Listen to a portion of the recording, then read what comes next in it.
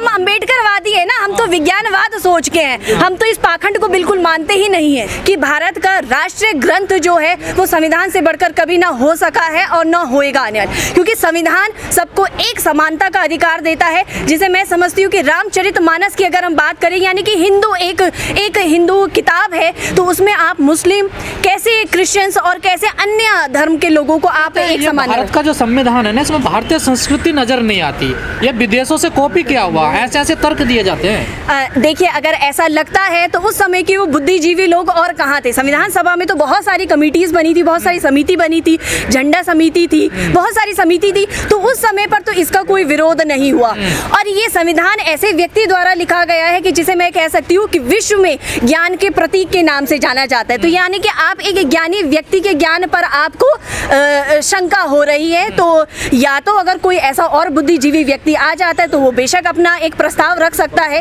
क्योंकि संविधान को बनने में ही कुल 2 साल 11 महीने और 18 दिन लगे। बहुत सारे देशों से पढ़कर संविधान लिखा गया है, और अब कोई भी व्यक्ति आकर कह दे कि हाँ ये संविधान गलत है और उसको चेंज हो जाना चाहिए, तो पहले उसे बाबा साहब के लेवल पर आना पड़ेगा और तब इस बात को कहना पड़ेगा। तो रोज कह तो रहे हैं ना, देखिए लोग, देखिए कहने से क्या हो जाता है, कहने से क्या हो जाता है, कहने से तो मैं भी बहुत कुछ कह सकती हूँ। मैं कह सकती हूँ कि महिलाओं को क्या है, भारत को पुरुष प्रधान देश न कहकर महिला प्रधान देश कह देना चाहिए, पर मेरे कहने भर से कुछ नहीं होता है ना। जब तक भारतीय संविधान इस भारत में जीवित है, तब तक कोई भी दूसरा व्यक्ति नहीं हो सकता कि कुछ भी आकर कुछ भी, हाँ विचार रखने की, कहते हैं ना आर्टिकल नंबर 19, विचार एवं अभिव्यक्ति की स्वतंत्रता। डेफिनेटली योगी जी क्या, मैं भी कह सकती हूँ, कोई भी कह सकता है, लेकिन उस बात को बिल्कुल यूनिवर्सल ट्रुथ मान देना, तो ये मेरे पॉइंट ऑफ व्यू से गलत। कि भारत की पहचान जो है पुरुष प्रधान भारत से है, इसे अगर महिला प्रधान कर दिया जाए तो ये मेरा विचार है, हो सकता है आपका कुछ और हो।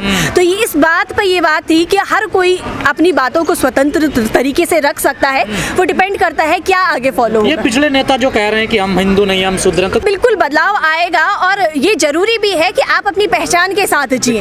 अगर हम जनरली ये देखा जाता है कि लोग शहरों में आ जाते हैं और अपनी जातियों को बदल देते हैं, और तब इस नारे को देते हैं कि शहरों में जातिवाद नहीं है। जातिवाद का तो पता तब चलेगा जब आप अपनी वास्तविकता के साथ जिएंगे। आप शहरों में आते हैं, अपने कास्ट को बदल देते हैं, तो इसलिए आपको उस बात की जानकारी नहीं है। पर गाँव में जाए जहाँ उनके पूर्वज वहीं से बिलोंग कर रहे हैं, उनको इस बात का सामना करना पड़ता है। जातीय जनगणना हो रही है ना, अब देखिए। हाँ, जाति जनगणना हो रही है, अभी तक तो इसकी कोई ऐसी पुख्ता खबर नहीं आई कि भारत में भी हो रही है, बिहार में हो रही है, तो ये बहुत ही अच्छा बिहार सरकार ने ये निर्णय लिया है और इसे पूरे भारत में लागू होना चाहिए। और जैसे कि हमारे डॉक्टर उदित राज और डॉक्टर ओम सुंदर जी हमेशा इस बात को कहते हैं कि हमेशा हम इस बात की अपेक्षा करते हैं कि जितनी हमारी भागीदारी है, जितनी हमारी जनसंख्या है, उतनी हमारी भागीदारी भी हमें मिलनी चाहिए। जहर फैलेगा जातीय जनगणना से देश में? नहीं, अगर इससे जाति का जहर फैलेगा तो आज से पहले क्यों नहीं फैला? जब आज से पहले जो ब्राह्मण वर्ग था और जो उच्च कोटि का वर्ग अपने आप को कहते हैं, तब ऐसा क्यों नहीं महसूस हुआ कि जाति का जहर फैलाया जा रहा है, कि आप दूसरे व्यक्ति को बहुत सारे संसाधनों से आप वंचित रख रहे हैं? तब ऐसा ख्याल क्यों नहीं आया कि जाति विहीन समाज बनाने की बात हो रही है? बिल्कुल जाति विहीन बननी चाहिए ना, पर जाति विहीन तब बननी चाहिए कि जब केदारनाथ और बद्रीनाथ के मठ पर कोई वाल्मीकि समाज का कोई व्यक्ति विराजमान होगा। अब हिंदू राष्ट्र बनेगा भारत, हिंदू राष्ट्र बनेगा। देखिए सर, सबकी अपनी अपनी इच्छा है अपने अपने विचार रखने की, लेकिन हम इस बात को डंके की चोट पर कहते हैं कि भारत की जो पहचान होगी सिर्फ संविधान के आधार पर होगी, और आर्टिकल नंबर 25 हमारे लिए सर्वमान्य है कि व्यक्ति को हर धर्म की चूज करने की यहाँ पर स्वतंत्रता है।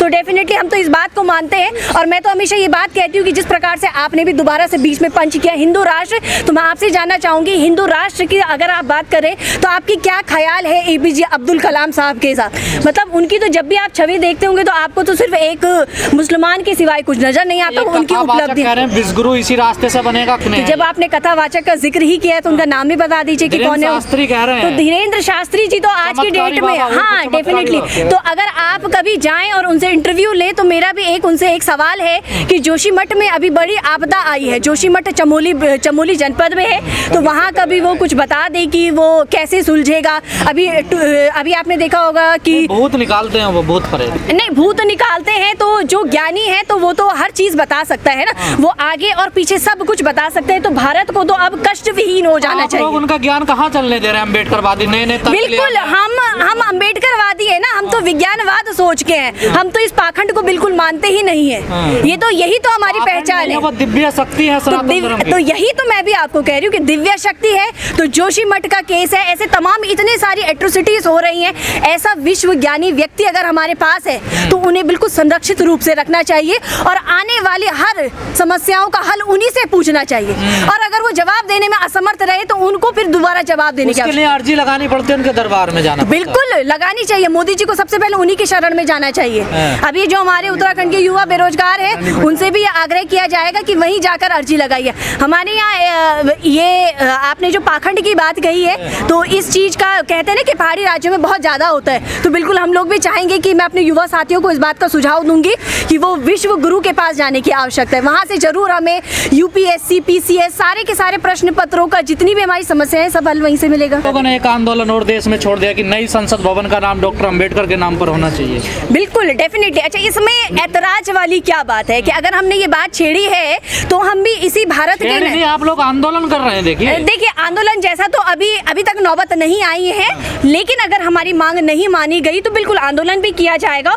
और हमारी मांग कोई गलत मांग नहीं है, बहुत जायज मांग है। और मैं तो चाहती हूँ कि जो आदमी इस बात का विरोध करे उसके पास बिल्कुल एक सटीक तर्क होना चाहिए। ये नहीं कि आपने कह दिया ये नहीं होना चाहिए तो ये नहीं के पीछे कारण। और हमारे पास लाखों और करोड़ों कारण है कि बाबा साहब के नाम पर क्यों होना चाहिए। जो रात के अंधेरे में बाबा साहब की मूर्तियां तोड़ जाते हो, क्या वो नई संसद का नाम रख पाएंगे? हाँ, बिल्कुल, संघर्ष जारी है।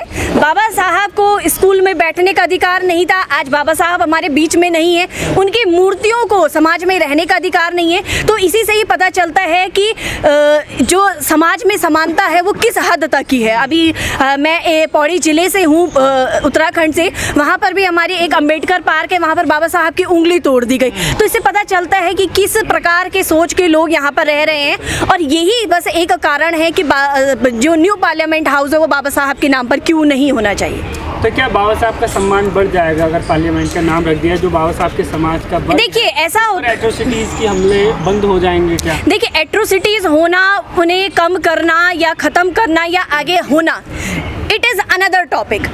बट अगर बात करते हैं कि पार्लियामेंट का हाउस का नाम क्या होना चाहिए तो इस पर हर कोई अपने विचार दे रहा है। इसी प्रकार का विचार हमने भी दिया है, जिसको पूरे तर्क के साथ हमने दिया है कि बाबा साहब के द्वारा संविधान लिखा गया है।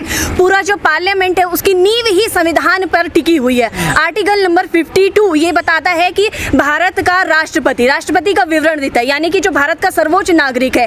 तो ऐसी किताब जो हर एक व्यक्ति को एक पहचान दिलाती है, चाहे वो बड़ा है, छोटा है, किसी भी जाति, धर्म, लिंग का व्यक्ति है, तो ऐसी किताब को लिखने वाले व्यक्ति को डेफिनेटली ये सम्मान मिलना चाहिए। लोग कह रहे हैं मोदी जी के नाम पे रख देना चाहिए। तो बिल्कुल, भारत में आप रह रहे हैं तो आप बिल्कुल इस बात को कह सकते हैं, इसमें कोई दोहराई नहीं है। लेकिन जैसे हमारे महापुरुष मिले हैं ना, देखिए सदियों में ऐसे प्रधानमंत्री मिलते हैं देश। देखिए, महापुरुष के लिए तो अभी थोड़ा उनको साबित करना काफी संघर्ष उन्हें भी करना पड़ेगा। जिस राज्य से मैं आई हूँ, उत्तराखंड, कभी आप उधर भी आइए, शूट कीजिए।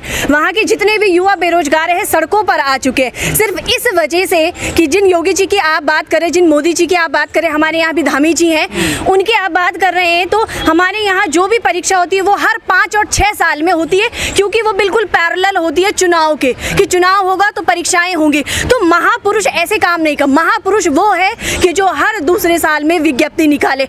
महापुरुष वो है जो हर दूसरे साल विज्ञप्ति निकाल रहा है तो उसकी निष्पक्ष जांच करवाए, उसका निष्पक्ष रिजल्ट निकाले, टाइम टू टाइम सब चीजें। ये कोई महापुरुष के लक्षण नहीं है।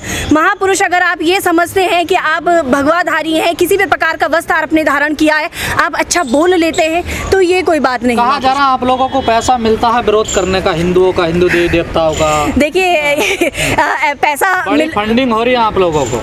ऐसा होता तो हमारे भी अडानी और अंबानी जैसे कई भी हमने अभी तक अपने प्राइवेट बैंक खोल लिए होते और कई सारे हमारे भी मॉल्स होते, बट अभी तक ऐसा है नहीं। और ऐसा आप हिंदुओं के खिलाफ बोलते, किसी दूसरों के खिलाफ बोलते नहीं, आप लोग? नहीं, किसने जो लोग कहा? बचवाए हिंद बनाना चाहते हैं उनके खिलाफ कभी नहीं बोला आप लोग? देखिए, आपने बात ही शुरुआत हिंदू धर्म से की है, तो हमने हिंदू धर्म में अपने पक्ष रखे हैं। आपने पुरुषों और महिलाओं में बात करी, हमने महिला के पक्ष में बात रखी है। आपने युवाओं के बारे में नहीं पूछा, हमने तब भी उसके बारे में बात रखी। आप जो पूछेंगे हम उसका जवाब देंगे। देखिए, ऐसा है, हर किसी की अपनी अपनी धारणा है कि कौन क्या चाहता है, बट होता वही है जो मेजॉरिटी चाहती है। और भारत के हर दूसरे नागरिक का अधिकार बनता है कि वो अपनी बातों को रखे। उसी में से हम भी एक है, 140 करोड़ जनसंख्या का हिस्सा हम भी है, और हम डेफिनेटली ये चाहते हैं कि भारत की पहचान हो तो सिर्फ और सिर्फ संविधान से हो, और बाबा साहब के द्वारा लिखी गई संविधान से। उत्तराखंड में बड़े पैमाने पर युवाओं का विरोध चल रहा है, तो क्या कहना चाहेंगे? बिल्कुल, युवाओं का विरोध चल रहा है। मैं भी उस विरोध में शामिल थी, और आज गोलमेज सम्मेलन था तो यहाँ पर भी आना ज़रूरी था, क्योंकि जिन बाबा साहब का हम अपने जीवन में उदाहरण देते हैं, तो उन बाबा साहब ने अपने जीवन में एक हमें ये भी सीख दी थी कि अपने कितने ही निजी काम क्यों ना हो, लेकिन समाज हित में जब भी आवाज़ उठाई जा रही हो तो उसे हमेशा प्रेफरेंस देनी चाहिए। तो इसी प्रकार से मेरा भी कल एग्ज़ाम है, लेकिन फिर भी मैं आज आप लोगों के बीच में यहाँ पर हूँ। और उत्तराखंड में जो इशू है वो सिर्फ इतनी सी बात है कि उत्तराखंड में कई सारी परीक्षाएं हुई, और जो परीक्षा होने के बाद 2-3 दिन बाद पता चलता है कि परीक्षा लीक हो गई है। तो ये कैसा इनका सिस्टम है जो परीक्षाएं लीक हो जाती है। बच्चा भरोसा करे तो किस पर करे? इनके लिए बहुत आसान होता है कि इस बात को कह देना कि अब दोबारा परीक्षा होगी।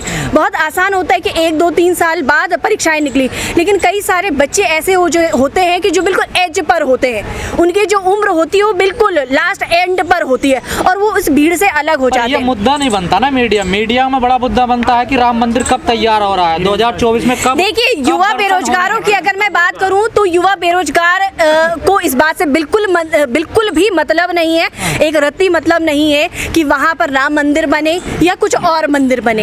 इस बात से मतलब है कि हम लोग शिक्षित हैं और हमें रोजगार चाहिए। और आपके चैनल के नाम से मैं आग्रह करना चाहूँगी माननीय प्रधानमंत्री महोदय से, राष्ट्रपति महोदय से और CM पुष्कर सिंह धामी जी से कि युवाओं की परेशानियों को समझे।